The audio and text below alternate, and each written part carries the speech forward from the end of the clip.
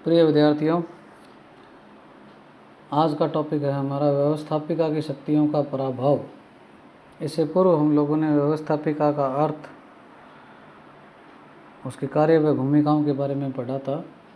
आज हम व्यवस्थापिका की शक्तियां हैं या जो उसका एक प्रभाव है वो क्या है, धीरे धीरे क्या है, धूमिल होता जा रहा है, उसके बारे में हम पढ़ेंगे शासन की अन्य शक्तियों की तुलना में। जैसा कि हम जानते हैं कि सरकार राज्य की इच्छाओं को मूर्त रूप देने का कार्य करती है, अतः सरकार के प्रत्येक अंग पर यह जिम्मेदारी है कि वह जनहित के कार्यों पर अपना ध्यान दें। लॉर्ड ब्राइस ने करीब आधी शताब्दी पहले अपनी एक पुस्तक लिखी थी, मॉडर्न डेमोक्रेसी। उसमें एक अध्याय का शीर्षक है व्यवस्थापिकाओं का पतन, डिक्लाइन ऑफ लेजिस्लेचर्स। उसमें उन्होंने बताया कि 20वीं शताब्दी में व्यवस्थापिकाएं अपने गौरवपूर्ण अतीत से नीचे गिर गई हैं। ब्राइस ने अपनी इसी पुस्तक के दूसरे अध्याय में व्यवस्थापिकाओं का रोग विज्ञान, पैथोलॉजी ऑफ लेजिस्लेचर्स में उन कारणों की खोज का प्रयास किया है जिनसे पीड़ित होकर व्यवस्थापिकाएं पतन की ओर जा रही है। ब्राइस की इस पुस्तक के बाद निरंतर यह प्रश्न उठाए जा रहे हैं कि अब संसद का युग नहीं रहा, नौकरशाही की विजय हो रही है और कार्यपालिका या कैबिनेट की जो तानाशाही है वो स्थापित हो रही है। किंतु ब्राइस व्यवस्थापिकाओं के पतन के बारे में कोई विशेष स्पष्टीकरण देने में सफल नहीं हो पाए।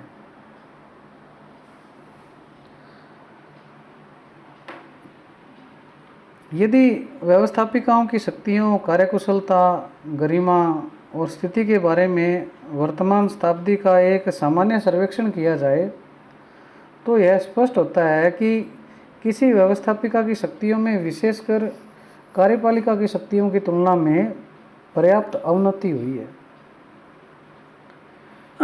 वर्तमान शताब्दी में राजनीतिक संस्थाओं का विकास इस प्रकार से हो रहा है जिससे कार्यपालिका की शक्ति में क्या है, अभूतपूर्व वृद्धि हो रही है। यह जो प्रवृत्ति है गत 2 विश्व युद्धों और विश्व युद्ध की आशंकाओं, आर्थिक संकट, समाजवादी अथवा लोक कल्याणकारी नीतियाँ, विज्ञान और तकनीक का प्रभाव और अंतर्राष्ट्रीय तनाव के निरंतर बने रहने के कारणों से हुआ है। एक विद्वान है लॉ पालुम्बरा, उनकी मान्यता है कि व्यवस्थापिकाओं का पराभव कार्यपालिका की शक्तियों की तुलना में हुआ है। इसी प्रकार रॉबर्ट सी बॉन, इसको वो अवनति नहीं कहते और उसको इस प्रकार से कहना पसंद करते हैं कि व्यवस्थापिका कार्यपालिका संबंधों में 20वीं शताब्दी के पिछले कुछ दशकों में ऐसा कुछ परिवर्तन आया है कि कार्यपालिका प्रबल बन गई है। जॉन ब्लोडल व्यवस्थापिका का जो ये पराभव है केवल विधि निर्माण के क्षेत्र में स्वीकार करते हैं। इस प्रकार प्राय सभी विद्वानों का यह मानना है, जहाँ एक और व्यवस्थापिकाएं कार्यपालिकाओं की तुलना में कमज़ोर हुई हैं, वहीं अपनी स्वयं की शक्तियों के वास्तविक प्रयोग की दिशा में शिथिल होती जा रही है।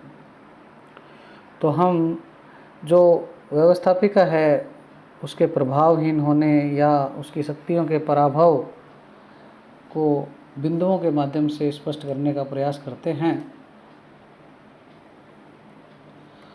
पहला जो है वो है कार्यपालिका पर उत्तरोत्तर बढ़ती निर्भरता। 20वीं तथा 21वीं शताब्दी के प्रारंभ में नागरिकों की सरकार से अपेक्षाएं बहुत ज़्यादा बढ़ गई है। इन अपेक्षाओं की पूर्ति के लिए सरकार को पहले की तुलना में बहुत ज़्यादा कार्यों का निष्पादन करना पड़ता है।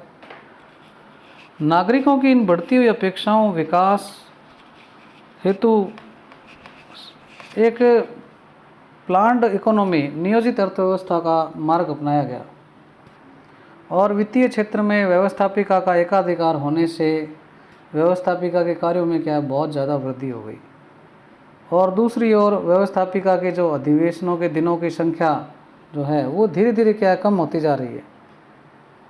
इसके अलावा व्यवस्थापिका के अधिवेशनों में सदस्यों की रचनात्मक जो विधायन में भाग लेने की प्रवृत्ति है वो भी क्या है, कम होती जा रही है। रचनात्मकता का अभाव हो रहा है।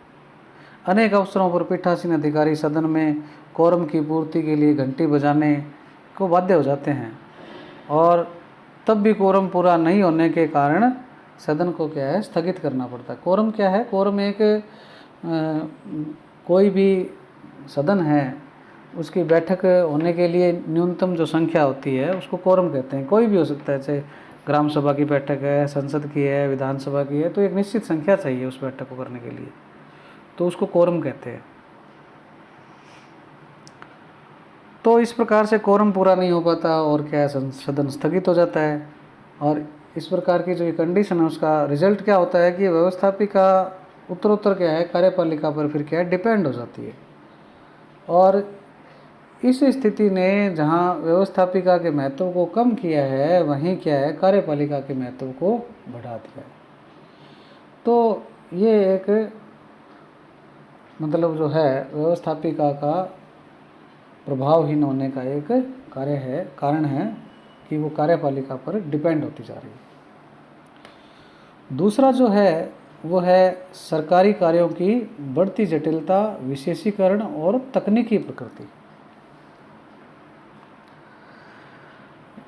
आधुनिक युग में विज्ञान और तकनीक का विकास होने के कारण प्रशासनिक जो समस्याएं हैं उनकी प्रकृति बहुत ज़्यादा जटिल हो गई है। शासन की नीतियों का जो संबंध है मनुष्य के जीवन के एक पहलू से नहीं होकर सभी पहलुओं से जुड़ गया है। आज व्यवस्थापिकाओं के द्वारा विज्ञान और तकनीक की प्रगति से प्रभावित अनेक जटिल और तकनीकी मामलों पर व्यवस्थापन किए जाने की अर्थात कानून बनाए जाने की अपेक्षा की जाती है।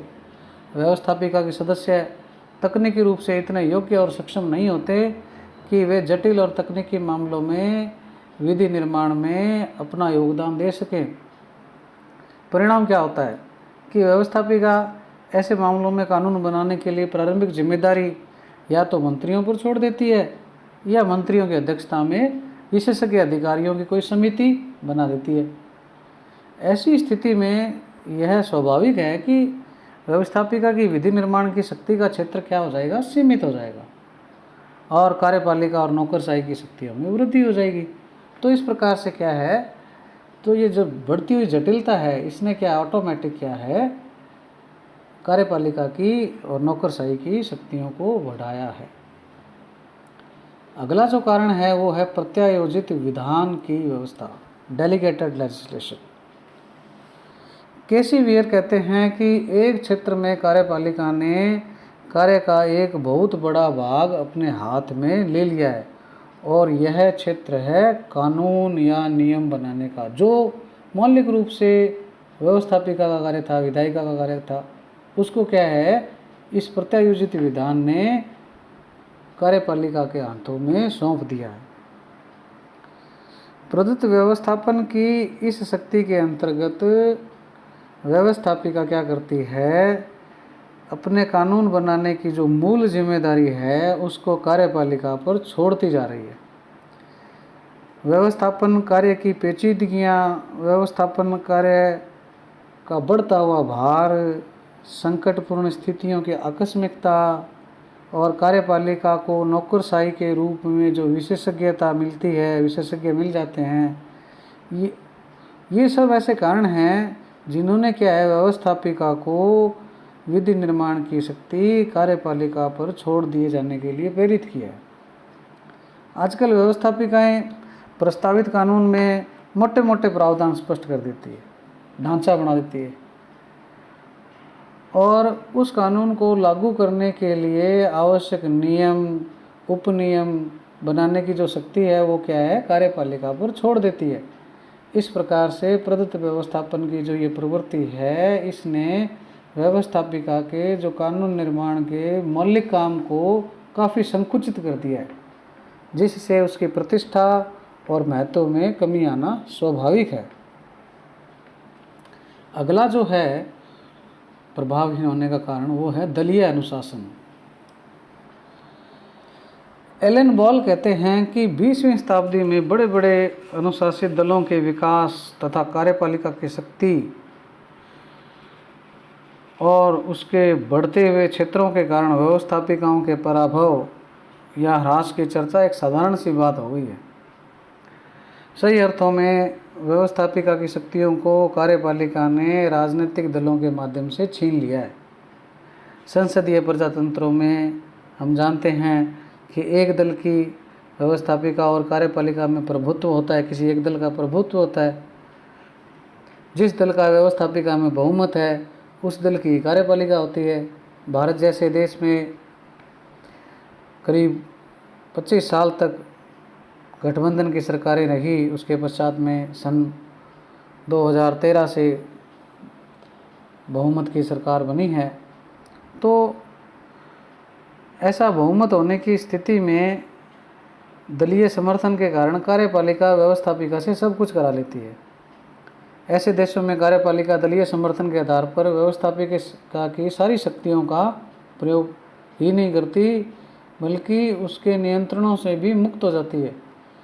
अतः इस बात से हम इनकार नहीं कर सकते कि ये जो दलीय अनुशासन है, पार्टी डिसिप्लिन है, इसकी व्यवस्था से व्यवस्थापिकाएं कार्यपालिका के हाथों की कठपुतली बन गई है, क्योंकि एक दल का प्रभुत्व हो गया है। और पार्टी का प्रभुत्व होने की स्थिति में विधायिका में उनका बहुमत है, उनकी सरकार है और कानून बनाने के लिए भी उन्हीं के पार्टी के मेंबर हैं, तो इसलिए कोई दिक्कत नहीं आती। अगला जो बिंदु है वो है कार्यपालिका द्वारा निम्न सदन को भंग करने का विशेषाधिकार। सभी संसदीय शासन प्रणाली वाले देशों में कार्यपालिका को यह पावर होती है कि वह व्यवस्थापिका के लोकप्रिय जो प्रथम सदन होता है, जिसको हम निम्न सदन भी कहते हैं, उसको भंग करने का परामर्श और आदेश देने का अधिकार होता है। इस प्रकार इस विशेष अधिकार के बल पर कार्यपालिका सभी उचित अनुचित विषयों पर व्यवस्थापिका का समर्थन प्राप्त करती रहती है। कुछ विद्वानों की मान्यता है कि कार्यपालिका व्यवस्थापिका पर अपनी इस तलवार के बल पर प्रभुत्व रखने की स्थिति में आ गई है। तो इस प्रकार से कार्यपालिका निम्न सदन को भंग करने का विशेषाधिकार के माध्यम से कंट्रोल करती है व्यवस्थापिका। अगला जो है अंतर्राष्ट्रीय क्षेत्र में कार्यपालिका का प्रभुत्व। वुड्रो विल्सन ने, जो अमेरिका के राष्ट्रपति रहे हैं, लोक प्रशासन के जनक भी माने जाते हैं, फर्स्ट ईयर में हम लोग पढ़ चुके हैं, जब वे राजनीति शास्त्र के प्रोफेसर थे, कार्यपालिका शक्ति के महत्व को बढ़ाने में अंतर्राष्ट्रीय संबंधों की भूमिका को स्पष्ट करते हुए लिखते थे कि यह एक शाश्वत सत्य है कि ज्यों-ज्यों देश विदेशी मामलों में उलझता जाएगा, वैसे वैसे कार्यपालिका क्या है, शक्तिशाली होती जाएगी। विल्सन की दशकों पहले लिखी गई ये जो बात है, अब 1000 गुना सही हो रही है।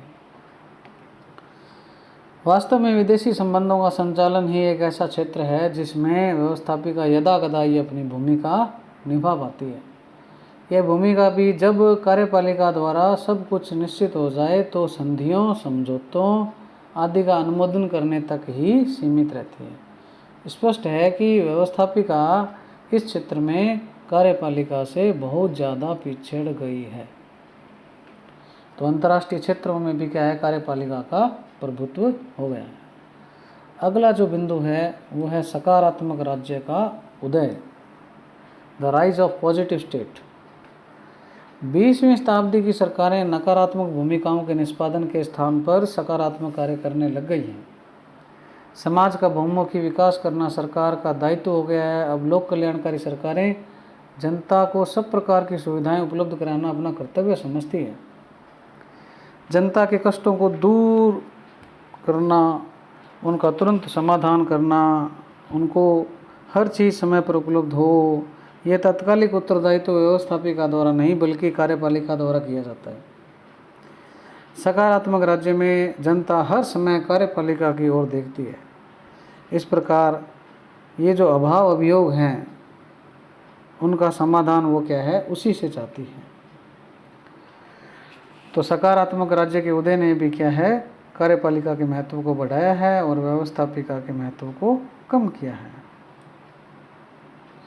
अगला जो बिंदु है, व्यवस्थापिका की कार्य पद्धति का कार्यपालिका द्वारा निर्धारण। व्यवस्थापिका का अधिवेशन कब बुलाया जाएगा, इस बात का निर्धारण कार्यपालिका करती है। इसके अलावा व्यवस्थापिका की जो कार्यपद्धति है, उसकी जो कार्यसूची है, उसका निर्धारण भी कार्यपालिका करती है। भारत में राज्यों की व्यवस्थापिकाओं के अधिवेशनों की अवधि लगातार क्या है, कम होती जा रही है, जो व्यवस्थापिकाओं पर कार्यपालिका के प्रभाव का स्पष्ट द्योतक है। अगला है प्रशासकीय न्याय प्रणाली, एडमिनिस्ट्रेटिव एडजक्शन। वर्तमान में कार्यपालिका न केवल प्रदत्त व्यवस्थापन के माध्यम से विधि निर्माण का कार्य कर रही है, उसके अलावा वो व्यवस्थापिका की जो कार्यपद्धति उसके अलावा वो प्रशासकीय न्यायाधिकरणों की जो व्यवस्था है, उसने भी कार्यपालिका को न्यायिक क्षेत्र में प्रवेश दिला दिया है। लॉर्ड एवार्ड ने अपनी पुस्तक जो न्यू डेस्पोटिज्म, उसमें कार्यपालिका की इसे क्या है, नई निरंकुशता नाम दिया है। व्यवस्थापिका की तुलना में कार्यपालिका मॉन्टेस्क्यू के शक्ति पृथक्करण के सिद्धांत को नकार कर समस्त शक्तियों का केंद्रीकरण कर अपने हाथों में करती जा रही है। अंतिम जो है, व्यवस्थापिका के प्रतिभाशाली सदस्यों को कार्यपालिका में स्थान। सभी संसदीय शासन प्रणाली वाले देशों में कार्यपालिका जो है वो व्यवस्थापिका के स्पष्ट बहुमत दल से ही बनाई जाती है। हम सब जानते हैं कि प्रधानमंत्री अपनी मंत्रिपरिषद का चयन करते हैं और व्यवस्थापिका के सर्वाधिक प्रतिभाशाली, योग्य, जो प्रभावशाली सदस्य हैं उनको कार्यपालिका में शामिल कर लेते हैं। इसका परिणाम क्या होता है कि व्यवस्थापिका लगभग नेतृत्व रहित हो जाती है। व्यवस्थापिका के सदस्य हर मामले में निर्णय के लिए कार्यपालिका की ओर देखते हैं। व्यवस्थापिका की इस प्रमुखोपेक्षी जो स्थिति है उसको बहुत ही महत्वहीन बना दिया। तो इस प्रकार से ये जो बिंदु हैं, इनके माध्यम से हम व्यवस्थापिका के प्रभावहीन होने का जानकारी ले सकते हैं। यदि आपको इसमें किसी प्रकार का कोई क्वेश्चन हो तो आप मुझसे व्हाट्सएप के माध्यम से पूछ सकते हैं।